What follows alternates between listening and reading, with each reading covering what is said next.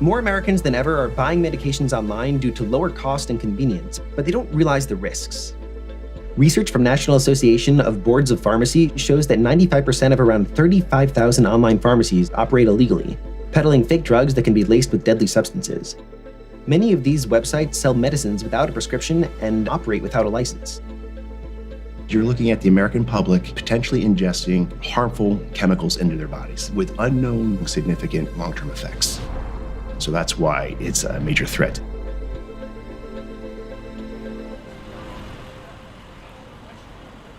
The realm of medicine is where science has the greatest impact at improving our day-to-day lives. When I learned that every day there were thousands of medications coming into people's homes that were counterfeit, where they were making the best possible scientific decision and yet they were still being hurt, I had to learn more and figure out where these drugs were coming from and what we could do about it. My name is Avisha Nasaver, and today I'm going to speak with Rick Roberts, a professor at the University of San Francisco and a member of the Partnership for Safe Medicines Advisory Board. Rick became interested in the issue of medical safety after he received counterfeit versions of an AIDS medication that he was taking back in 2000. This was one of the first medications that was part of a recall because of counterfeit medicine issues. Rick, thank you so much for joining me today. I hear that you have a story in the counterfeit medication space that could impact so many people who might hear it. So if you don't mind just telling us a bit about what you had to go through. Absolutely. Thanks for having me. I was prescribed a medication for AIDS wasting syndrome. It's injected, and I had been on it for a few months. But all of a sudden, I was injecting it like I had always done, but this time there was a stinging. I went to pick up my next month's supply and asked for the pharmacist. And the pharmacist just simply said, "You may have gotten some of the fake stuff. You should go home and check." And that was the beginning of a nightmare. My mind went to some dark places about what could happen. Oh, that sounds like such a trial to have gone through. So I understand that your personal case was one of the very first to receive significant amounts of media attention. So could you walk us through a little bit about how that may have affected you and what the trickle-down effects may have been? It was difficult. I know other people who got the same counterfeit, but didn't really want to talk about their medical issues in public. I think that's one of the things that keeps us from really hearing about the scope of this problem, is that it requires people to share their medical information or history and what happened to them. And I just thought it was really important. After speaking with Rick, I wanted to know more about where these medications are coming from and how they enter the US. I've been invited to the Pfizer Research and Development site to meet specialized members of their team who work with counterfeit medications. I'm going to get to see their high-tech equipment, work with their lead scientist, and figure out the process they go through to identify this counterfeit medication. So who is purchasing these medications and where are they purchasing them from? My biggest fear is that people who are purchasing counterfeit medicines are those people that don't at all understand that they exist. Oftentimes they're purchasing from illicit websites online.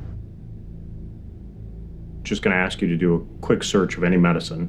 All right, so any medication that we're looking for online. Let's see.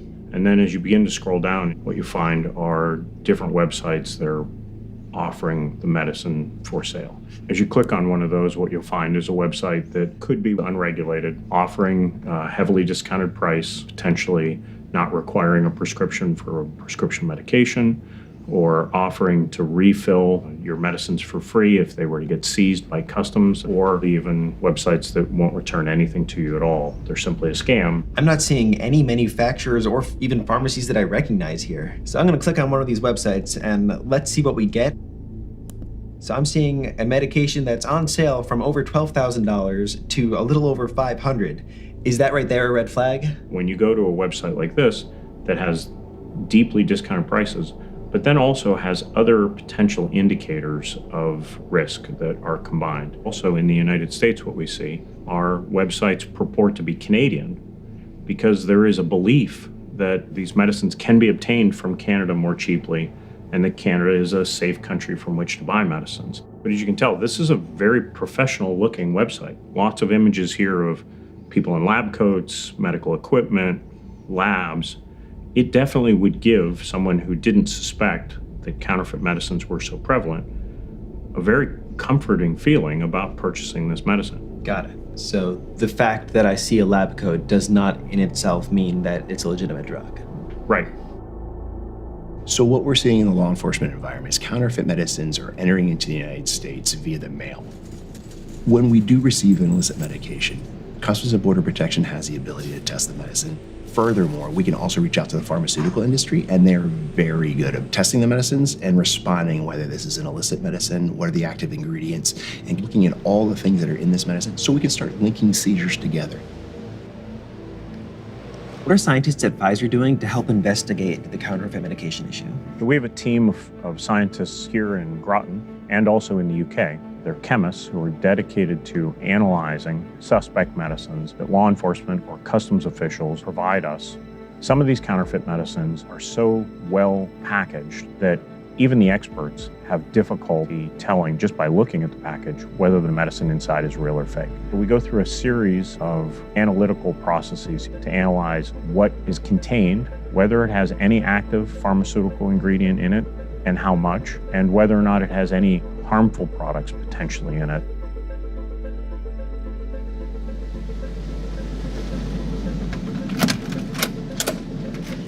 So this is where we keep our evidence. We have to keep it locked up because we have to maintain that chain of custody. So it looks like here that we've received a potential counterfeit.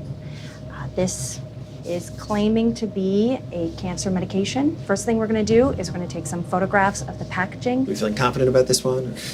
Well, we'll have to find out. All right, let's do it. Counterfeiters, they don't care if the product that they're making works, and they don't care if it's safe. What they care about is that it looks good enough to trick you to think that it's a real drug.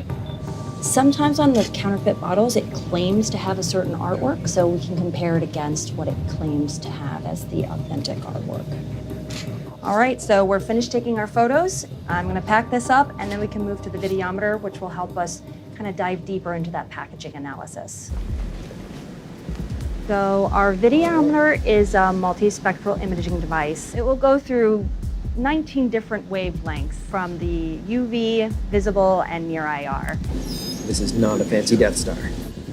So right now what I'm seeing is different grayscale images, but these each represent a different wavelength of light that has been blasted at this bottle. Exactly. We'll be able to match and compare to previous counterfeits that have come into our lab. All right, we've taken our photographs. We've done our packaging analysis, so now it's time to start our chemical analysis. All right, so which machine is next? The next would be our Orbitrap.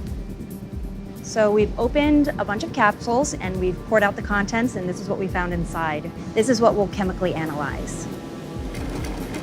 Some of the things that we see include way too much active ingredient, upwards of 300% of what they claim to have. We've had no active ingredient. We've seen printer inks being used to make bright, vibrant tablet colors, or floor wax to make it that shiny coating. All right, so what are we looking at here? So now our sample has been separated into those individual components, and we're looking at the different masses of the UV profile, and using the data together, we'll be able to identify what those compounds might be. So based on all the tests we've done here today, is this medication real or counterfeit? So we've looked at the photographs, we've done physical testing, we've looked at that packaging and the physical and chemical analysis. We have a counterfeit drug.